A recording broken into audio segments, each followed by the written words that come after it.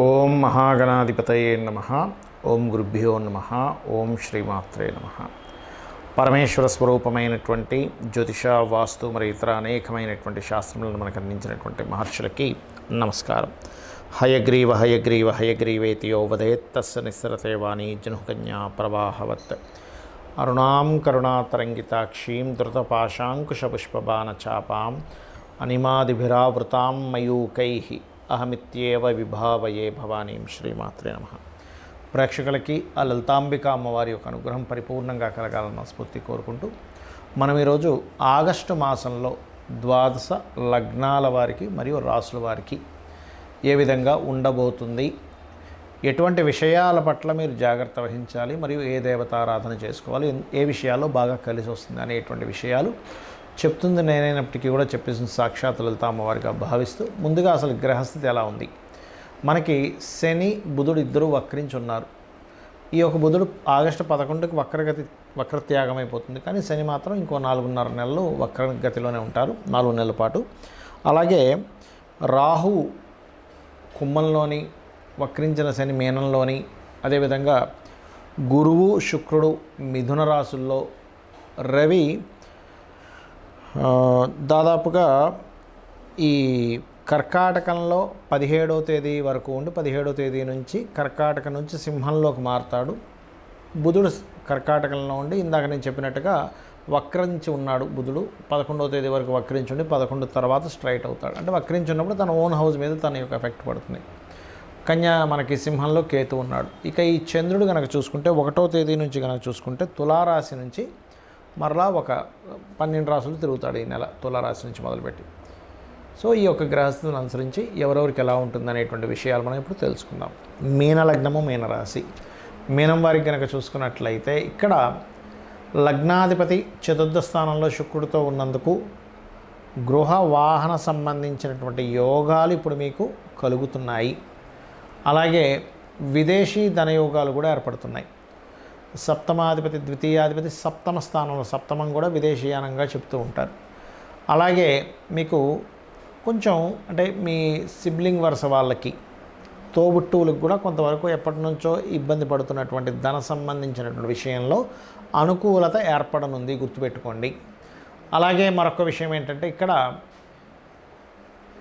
ఈ 12వ స్థానంలో రాహు ఉన్నందుకు ఎప్పటి నుంచో విదేశాలకు వెళ్ళాలి, విదేశాల్లో ఏదైనా పర్మనెంట్ అవ్వాలి, విదేశీ సంబంధించిన నాకు కుదరట్లేదంటే నా కర్మలో లేదా అని బాధపడేటువంటి వారికి ఇప్పుడు మీకు రాశిలో శని వక్రగతి అయినందుకు విదేశీ యోగాన్ని ఇస్తుంది. కాకపోతే 2 పాపగ్రహాలు 12వ స్థానానికి సంబంధం కలిగినందుకంటే ఆల్రెడీ మీకు రాహు 12లో ఉన్నాడు. శని వక్రించినందుకు ఏమవుతుందంటే ఇక్కడ మీరు ఏదైనా ఇన్వెస్ట్మెంట్స్ ఒక్కోసారి సీక్రెట్గా ఇంట్లో వాళ్ళకి చెప్పకుండా ఇన్వెస్ట్మెంట్ చేస్తూ ఉంటారు. అటువంటి విషయాలలో కాస్త జాగ్రత్తగా ఉండండి.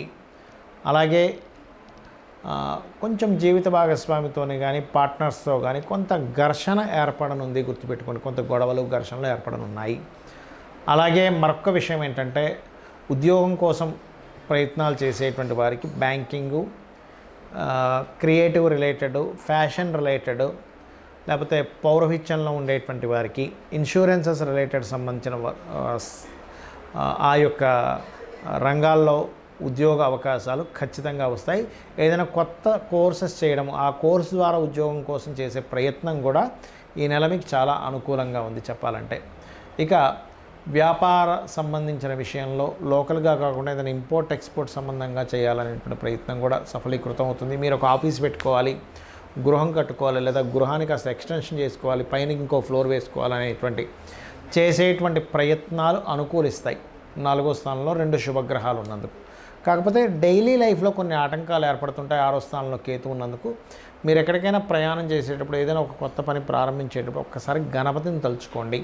ఇక్కడ మీకు పూర్వజన్మ కర్మస్థానాన్ని కేతు ఆక్యుపై చేస్తున్నందుకు నిత్య జీవితాన్ని కూడా 6వ స్థానం అంటారు. కాబట్టి గణపతికి మీరు ప్రతి పని కూడా గణపతికి సమర్పిస్తూ గణపతి కోసమే చేస్తున్నాను అనేటువంటి భావనతో కనుక చేశారంటే ఖచ్చితంగా బాగుంటుంది. దీంతోపాటు మీరు కొన్ని నిర్ణయాలు 3, 4 తేదీలు అసలు తీసుకోకుండా నిర్ణయాలు, ఎట్టి పరిస్థితుల్లో 10, 11 తేదీలు ఇన్వెస్ట్మెంట్స్ అనేవి అస్సలు పనికిరావు. అదేవిధంగా సంతాన సంబంధించిన విషయంలో కూడా తొందరపాటు నిర్ణయాలు కానీ ఏదైనా రాజకీయ సంబంధించిన నిర్ణయాలు కానీ 3, 4, 10, 11 తేదీలు తీసుకోకండి. ఇక మీరు చేయవలసిన దేవతారాధన రాజరాజేశ్వరి అమ్మవారి ఆరాధన చేయండి. కాస్త ఏలినాటి శని నడుస్తుంది కాబట్టి చండీ పారాయణము, మరియు నవగ్రహాల్లో శని భగవానుడి దగ్గర దీపారాధన చేయడము, బెల్లము గోవుకు తినిపించడం, ఇవి చేయండి. అన్ని విధాలా బాగుంటుంది. జాతక చక్రాన్ని చాలామంది కేవలం గోచార ఫలితాలు మాత్రమే రూల్ చేస్తాయి అనుకుంటారు. గోచార ఫలితాలు కొంతవరకు రూల్ చేస్తాయి.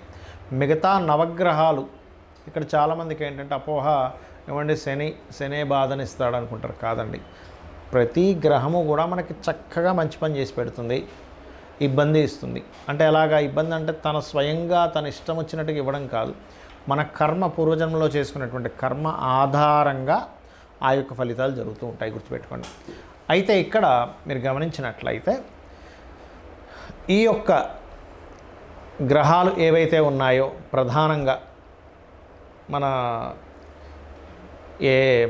చూసుకోండి, మనకి నవగ్రహాలు రవి నుంచి కేతువు వరకు ఆ ఉన్న కండిషన్ బట్టి, అంటే ఉదాహరణకి మీరు లైఫ్లో ఎప్పుడు బాగా డిప్రెస్గా ఉంటున్నారు, ఎదగలేకపోతున్నారు అంటే మొట్టమొదటిగా మీ లగ్నాధిపతి ఎవరో గుర్తించండి. లగ్నాధిపతి ఎవరో ఆ యొక్క అధిష్టాన దేవతకి దీపారాధన చేసుకోవడము, లేకపోతే 12 లగ్నాల్లో ఏ లగ్నమైందో ఆ గ్రహానికి దీపారాధన చేస్తే ఖచ్చితంగా మీరు పేరు ప్రఖ్యాతులు సంపాదిస్తారు. దాంతోపాటు రవిగ్రహం ఎలా ఉందో చెక్ చేసుకోవాలి. మీకు మీరుగానే చూసేసుకోవచ్చు. ఇది మనమేమి దాని గురించి ఒక పెద్ద లక్షలు వేలు ఖర్చు పెట్టాల్సిన అవసరం లేదు. మీకు మీరుగానే నెట్లో కొడితే మీ లగ్నం ఏంటంటే డేట్ ఆఫ్ బర్త్ టైం కొడితే మీ లగ్నం వచ్చేస్తుంది. మీది పలానా లగ్నము, మీ లగ్నానికి అధిపతి దాని వస్తుంది. అంటే ఇప్పుడు మీకు తెలియదు అనుకోండి, ఉదాహరణకి మేషము అనుకోండి, మేషానికి వృశ్చికానికి కుజుడు కుజగ్రహం దగ్గర, వృషభానికి తులాకి శుక్రుడు, బుధుడు మిథునానికి కన్యకి బుధుడు, కర్కాటకానికి చంద్రుడు, సింహానికి రవి, ధనుర్మీన లగ్నాలకి గురువు, రాసైన లగ్నమైన గురువు అవుతాడు. మకరము మరియు కుంభానికి శని. దీంతోపాటు లగ్నంలో ఒకవేళ రాహు కానీ కేతు కానీ ఉంటే వాటికి కూడా చేసుకోవచ్చు. లగ్నంలో ఏదైనా గ్రహం ఉంటే ఆ గ్రహ ఆరాధన, ఆ గ్రహానికి దీపం పెట్టుకుంటే కూడా మీరు లైఫ్లో ఎదుగుతారు. అదేవిధంగా మీ ధనాధిపతి ఎవరు, ఎంతసేపు ఏలినాటి శని వచ్చిందండి, కాల్సప యోగం ఉందండి అందుకే నేను ధనం సంపాదించట్లేదు కాదు. మీకు లక్ష్మీ యోగాలు, ధనయోగాలు ఎంత ఉన్నాయి, ఏ మార్గంలో వెళ్తే మీరు చక్కగా ధనాన్ని సంపాదించి మీ యొక్క జీవితాన్ని ఉద్ధరించుకోగలుగుతారు, పేరు ప్రఖ్యాతులు తెచ్చుకోగలుగుతారు అనేది మీ ధనాధిపతి, పంచమాధిపతి, భాగ్యాధిపతి, లాభాధిపతి, దశమాధిపతి వీటిని చూసుకోవాలి. అంటే వీటిల్లో మీకు ఎలా ఉంది అంటే వ్యాపారంలో బాగుందా లేకపోతే ఉద్యోగంలో బాగుందా అని చెక్ చేసుకోవాలి. అదేవిధంగా మీరు మీ యొక్క జన్మజాతకంలో ఒక్కొక్కసారి చూడండి, అన్నదమ్ములు సహకరించారు, లేకపోతే మీరు చేసే ఏ ప్రయత్నమైనా ఫెయిల్ అవుతూ ఉంటుంది. అప్పుడు 3వ అధిపతిని అసలు మీ జన్మజాతకంలో అసలు గృహయోగం ఉందా లేదో చెక్ చేసుకోవాలి. చాలామంది తెలియక గృహయోగం లేనటువంటి వారు బలవంతంగా ఏదో స్థలాన్ని తీసుకున్నప్పుడు వాళ్ళు డౌన్ఫాల్ అవుతూ ఉంటారు. అలా లేనప్పుడు మీ జీవిత భాగస్వామి లేదా మీ పిల్లల పేర్ల మీద కొనుక్కోవాలి. వెహికల్ కొనుక్కున్నా దాని ఎఫెక్ట్ చూపిస్తూ ఉంటుంది, గుర్తుపెట్టుకోండి. ఒక యోగం ఎప్పుడుంది, ఎప్పుడు తీసుకోవాలనేది ఒక ఎత్తు అయితే ఉంటే కనుక అందులో ఏ ఫేసింగ్ తీసుకోవాలి, ఫేసింగ్ ఈజ్ మోస్ట్ ఇంపార్టెంట్. ఇక్కడ 4 ఉండేటువంటి ఈస్ట్, వెస్ట్, నార్త్, సౌత్ 4 మంచివే, కానీ మీకు ఏది పనికి వస్తుంది ఈజ్ మోస్ట్ ఇంపార్టెంట్. అదేవిధంగా సంతాన అభివృద్ధికి ఏం చేయాలి, మీకు వివాహ సంబంధించిన సమయాలు ఎప్పుడు కరెక్ట్గా ఉన్నాయి, ఎప్పుడు సరైన సమయాలు కదా తెలుసుకొని వివాహం చేయాలి. ఊరికే పాయింట్లు కలిసాయి ముహూర్తాలు పెట్టేసుకుందాం ఇవి కాదండి, గుర్తుపెట్టుకోండి. అలాగే ఆకస్మిక సంఘటనలు మీ లైఫ్లో ఏమైనా ఉన్నాయా, మీ అష్టమాధిపతి చెప్తాడు. అష్టమాధిపతి ఎంత పాడైతే ఆకస్మిక సంఘటనలు ఎక్కువ జరుగుతుంటాయి వాళ్ళ లైఫ్లో. 9th లార్డ్ అంటే మీ యొక్క భాగ్యాధిపతిని బట్టి మీ తండ్రులు, గురువులు యొక్క సపోర్ట్, దైవానుగ్రహం 9వ స్థానంలో ఉంటుంది. వృత్తి 10వ స్థానం. ఎక్కడ వృత్తి చేయాలి, ఇక్కడ విదేశాల్లోనో వేరే రాష్ట్రంలోకి వెళ్తే సెట్ అవుతుంది అనేది మీ పర్సనల్ చార్ట్లో ఉంటుంది. అలాగే వ్యాపారం చేయాలా వద్దా, వ్యాపారాలు లాభాలు వస్తాయా లేవా, అసలు వ్యాపార యోగం ఉందా లేదా, మీ బుధుడు మీ లాభాధిపతి బట్టి. మీ ఇన్వెస్ట్మెంట్స్ ఏమిటి, మీరు విదేశాలకు వెళ్తారా వెళ్ళరా, తండ్రి యొక్క ఆస్తికి సంబంధించిన విషయాలన్నీ 12వ స్థానంలో ఉంటాయి. అయితే ఇక్కడ మీరు ఒకటే గుర్తుపెట్టుకోండి, మీ జన్మజాతకంలో ఏ మహాదశ ఏ అంతర్దశలు నడుస్తున్నాయి, తద్వారా మీకు ఏ ఫలితం వస్తుందో చూసుకొని, ఒకవేళ మంచి ఫలితం అయితే హ్యాపీగా ఉంటూ, ఒకవేళ ఏదైనా ఇబ్బందికరమైన ఫలితం వస్తున్నప్పుడు ఆ గ్రహానికి సంబంధించిన దానము, ఆ గ్రహానికి సంబంధించిన స్తోత్రము, ఆ గ్రహ అధిష్టాన దేవతకి చక్కగా ఇంట్లో నమస్కారం చేసుకోవడం, దీపం పెట్టుకోవడం చేసుకుంటే సరిపోతుంది. అంతకుమించి మీరేమీ కంగారు పడాల్సిన అవసరం లేదు, భయపడిపోవాల్సిన అవసరం లేదు.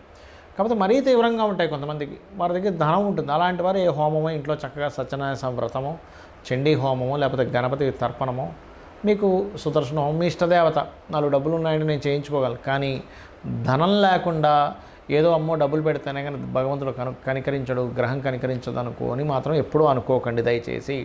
భక్తి ప్రధానము, అమ్మవారికైనా భక్తే ప్రధానం. మీరు 1,00,000 రూపాయలు ఖర్చు పెట్టి పూజ చేసినా భక్తిగా కూర్చోబడితే 1,00,000 కాదు కదా, 10 లక్షలు కాదు కదా, 10 కోట్లు ఖర్చు పెట్టి మీరు పూజ చేసిన అనుగ్రహం ఉండదు, దేవతా అనుగ్రహం. భక్తే ప్రధానం. భక్తి, శ్రద్ధ, దేవత ఉందనేటువంటి పూనికతో మీరు ఏదైనా చేయండి, మీ యొక్క తలరాతను మార్చేటువంటి శక్తి అమ్మవారికి ఉంటుంది. శ్రీమాత్రే నమః.